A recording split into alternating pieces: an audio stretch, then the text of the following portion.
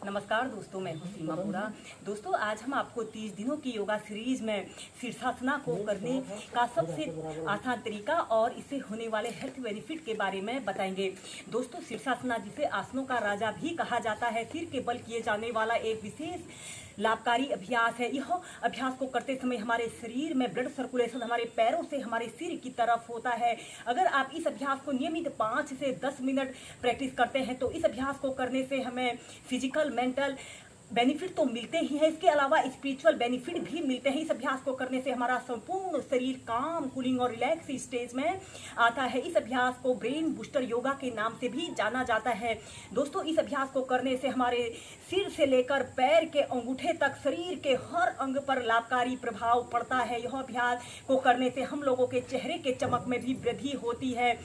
आइए देखते हैं कि शीर्षासना को वेरिएशन के साथ और सबसे आसान तरीके से कैसे प्रैक्टिस किया जाता है।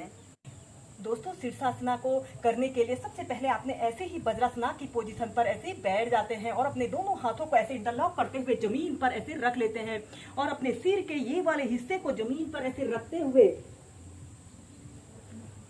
सबसे पहले आपने ऐसे प्रणाम आसन की पोजीशन पर आते हैं और कम से कम 30 सेकंड तक ऐसे ही प्रणाम आसन की पोजीशन पर रहते हैं। जो लोग शीर्षासना को प्रैक्टिस नहीं कर सकते हैं वह सबसे पहले ऐसे ही प्रणाम आसन को एक आरामदायक स्थिति में प्रैक्टिस करें।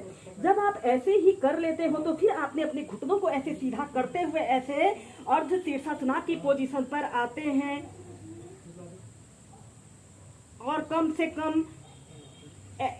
कम स्टार्टिंग में 2 मिनट तक होल्ड करके रखें। इसे करने से हमें शीर्षासना के संपूर्ण लाभ मिलते हैं।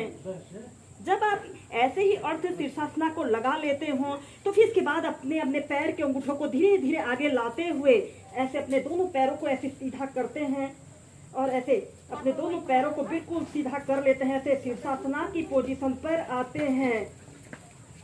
अपने ऊपरी शरीर को जितना ऊपर की तरफ स्ट्रेच कर सकते हैं ऊपर की तरफ स्ट्रेच कीजिए। अगेन यह इन्वर्टेड पोस्चर है, विपरीत करनी है। इस अभ्यास को करते समय हमारे शरीर में ब्लड सर्कुलेशन हमारे पैरों से हमारे सिर की तरफ हो रहा है। दोस्तों, जिन लोगों को अक्सर सिर में दर्द की शिकायत रहती है उन लोगों के लिए बहुत अच्छा अभ्यास है। इस अभ्यास को करने से अनिद्रा, स्लीप डिसऑर्डर, इंसोमिया की समस्या दूर होती है। कम से कम ऐसे ही स्टार्टिंग में 2 से 5 मिनट तक आप इस अभ्यास को स्टार्टिंग में वॉल के सहारे भी प्रैक्टिस कर सकते हैं। नॉर्मल ब्रीदिंग, इस स्थिति में ध्यान रहे आपकी आंखें खुली रहें और फिर इस अभ्यास को आप वेरिएशन के साथ भी प्रैक्टिस कर सकते हैं। इसकी नेक्स्ट वेरिएशन को करने के लिए आपने सबसे पहले ऐसे अपने घुटने को ऐसे अपने पैर को ऐसे अपने घुटने के पास ऐसे रखें। आपका दूसरा पैर बिल्कुल सीधा रहे। 10 सेकंड तक ऐसे ही रुकें और फिर दूसरे पैर को ऐसे अपने पैर को सीधा करते हुए ऐसे अपने पैर को बिल्कुल सीधा रखते हुए ऐसे ही वेरिएशन के साथ कीजिए।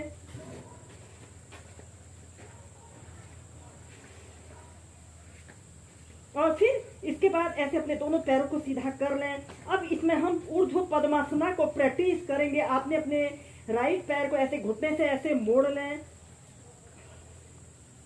ऐसे अर्ध पद्मासना को लगा लिया और दूसरे पैर को भी ऐसे मोड़ते हुए ऐसे पद्मासना को ऐसे ऊर्ध्व पद्मासना की पोजीशन पर आते हैं। 30 सेकंड से लेकर 2 मिनट तक ऐसे ही होल्ड करके रखते हैं।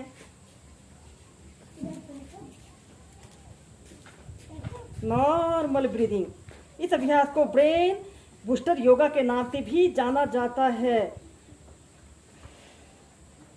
और फिर ऐसे अपने पद्मासना को खोल लें।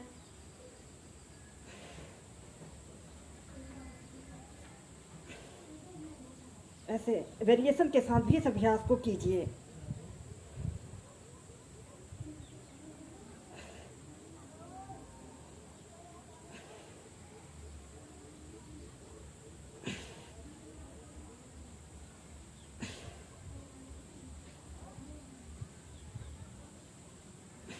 को लगा लिया और दूसरे पैर को भी ऐसे मोड़ते हुए